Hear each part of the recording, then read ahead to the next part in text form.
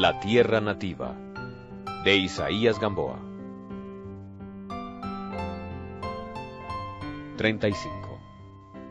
¿Cuánto hacía ya desde que así se habían comprendido?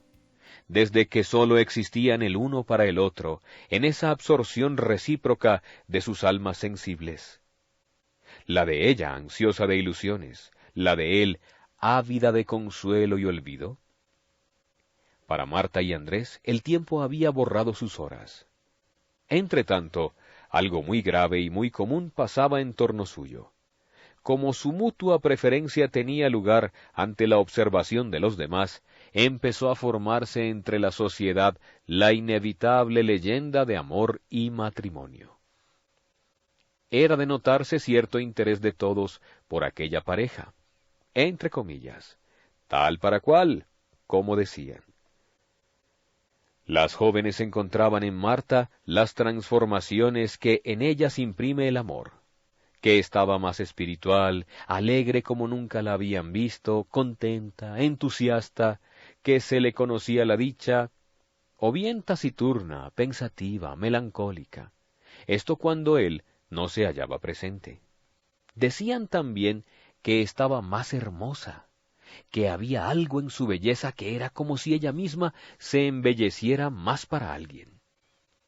¿Para quién?, le preguntaban las amigas risueñas, y ella, toda confundida, no sabía defenderse, no sabía qué hacer con los latidos de su pecho y con los rubores de su semblante.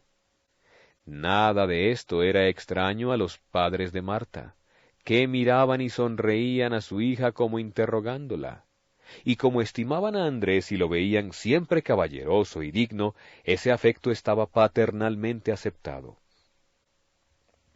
Había otras dos personas contentísimas de lo que sucedía. Eran la madre y la hermana de Andrés. Por los elogios que él hacía de Marta, por sus ausencias que cada vez se notaban más, por la alegría que había sobrevenido a su espíritu, penetraron desde el principio el cambio de su corazón. La madre sonreía. Soledad le hablaba siempre de la amiga predilecta, y empezó a contarle cómo había sido su amistad, cómo era ella en el colegio, cómo la querían todas por su suavidad e inteligencia. Pero Soledad callaba algo. Y Andrés no se lo exigía tampoco. Había una especie de blanco misterio en que él no quería penetrar. Nelo, cada vez que tenía oportunidad, hacía intencionadas alusiones. Carolina se vengaba de Andrés con bromas salpicadas de instintiva malicia. Los amigos le felicitaban. Las amigas no tenían otro tema. ¿Con qué se casa usted? ¡Qué pronto la encontró! ¿Cuándo pasa definitivamente el puente? Andrés empezó a preocuparse.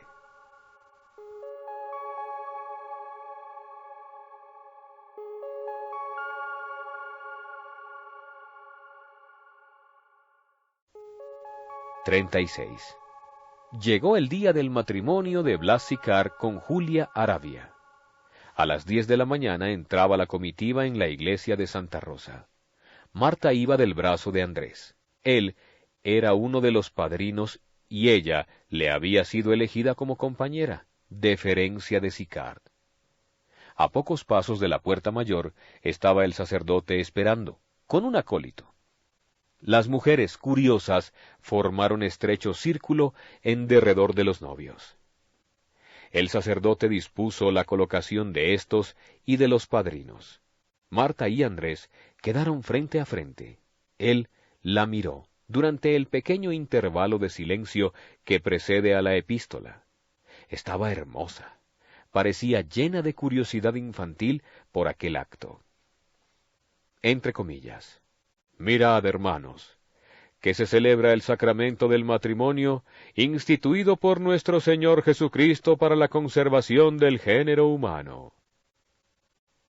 Hubo un apagado rumor entre los concurrentes, plácidas sonrisas en las jóvenes. A medida que el sacerdote avanzaba, en lo que dice San Pablo, Los nervios de Andrés iban experimentando una conmoción de dolor íntimo. Ya no apartó los ojos de la pareja que se unía para siempre. A la pregunta de si se querían por esposos, Blas dijo firmemente, «Sí la quiero». Julia pronunció apenas el solemne voto. Dulce rubor le tiñó las mejillas. Sus ojos estaban tenazmente fijos en el suelo. Después, él, entre comillas, varón, oyó con gravedad la exposición de sus deberes. Estaba ligeramente pálido. Entre comillas. Compañera te doy, y no sierva. Miró el novio a su esposa con ternura. Andrés se dijo, entre comillas, siervos van a ser ambos, cada uno ata su voluntad a esta pesada cadena. Sufría, y no quiso mirar a Marta. Entre comillas, este anillo y estas arras en señal de matrimonio. El ruido metálico de los anillos y de las 13 monedas se oyó distinto en el silencio de la iglesia.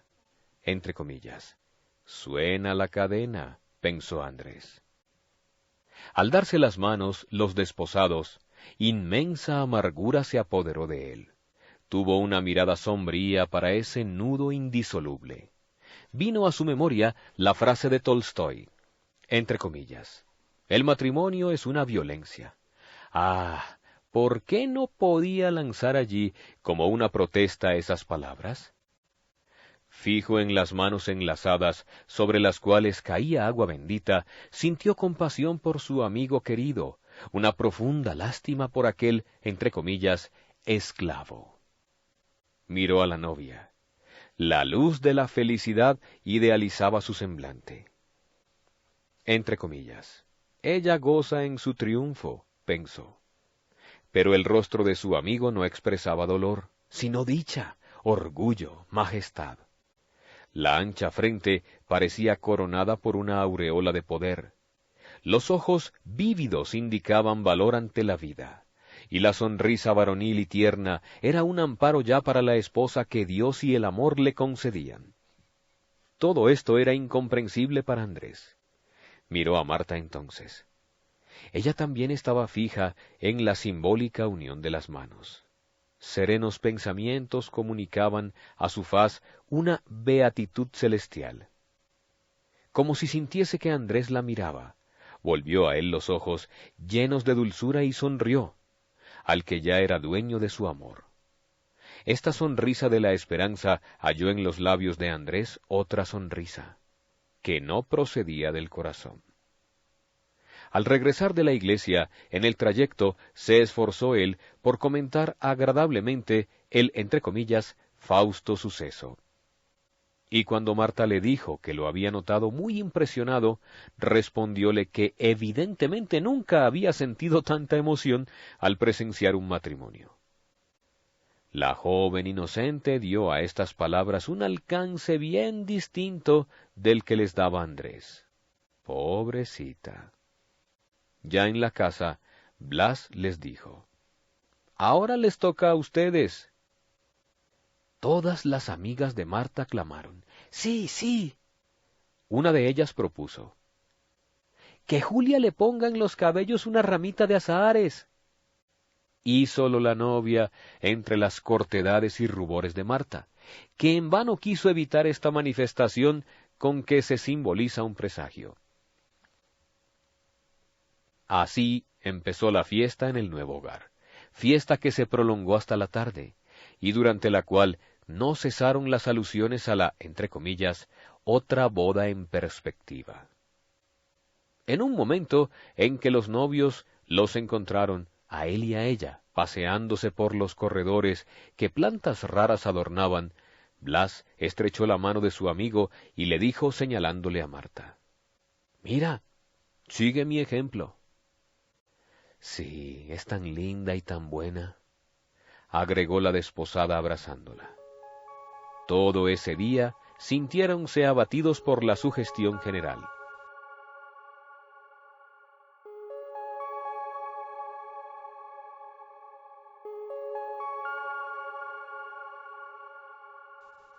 37. Yo gozaba con ella una callada dicha, sólo nuestra. Nadie había penetrado ni penetra aún el íntimo misterio que nos une. Pero ya la oleada exterior viene a golpear la torre cerrada en que nos habíamos guarecido para pensar, querer y sentir. Un hado extraño quiere penetrar el recogimiento sagrado de nuestro espíritu. Parece que la fatalidad conspirara por arrebatarme la alegría nueva que me da su alma hermosa. Ahora una idea turbadora vendrá a pasar como ave siniestra entre los dos. ¿Dónde podría esconderme con mi amiga para que nadie nos encontrara, para que solos, en el silencio, estuviésemos ajenos a las ideas y sentimientos de los demás? Así pensaba Andrés en aquellos días, viendo nublarse el sol que por tan poco tiempo había iluminado su vida. Marta, ¿qué pensaba? Entre ella y él dejábase sentir una especie de zozobra, de angustia, que venía a turbar sus afectuosas entrevistas. Ya no eran como antes. Un soplo extraño de la sociedad había pasado por allí abatiendo las flores. La dulcísima confianza, el abandono recíproco de un alma en la otra, habíanse tornado en cortedad y en inquietud, advirtiéndose la reserva de quien teme y vacila. En efecto, Marta se había alarmado por las preguntas y alusiones que le hacían constantemente, y como él nada le había dicho, y como era toda timidez e inocencia, no sabía qué hacer. Andrés sufría horriblemente. Sentía que la dicha estaba tocando a su término. ¿Iba a ser necesario renunciar a su amiga? ¿Por qué habían lanzado esa idea vulgar de, entre comillas, matrimonio, allí donde no había para él sino un sentimiento de idealidad tan alta y tan bella? Ya la madre de Marta esperaba quizás una declaración explícita, pues lo miraba de una manera interrogativa. Una noche habló largamente sobre el destino de la mujer y sobre las cualidades de una buena esposa. Andrés movía la cabeza como aprobando lo que precisamente le ocasionaba un martirio. También había alcanzado la inquietud hasta la tranquilidad de su casa. Pero distinta inquietud, la de dos personas de penetración distinta. Soledad estaba feliz, porque creía ver próxima la realización de lo que había soñado para su hermano. Pero la madre observaba el ceño doloroso de Andrés y sentía en sí un secreto sufrimiento por él.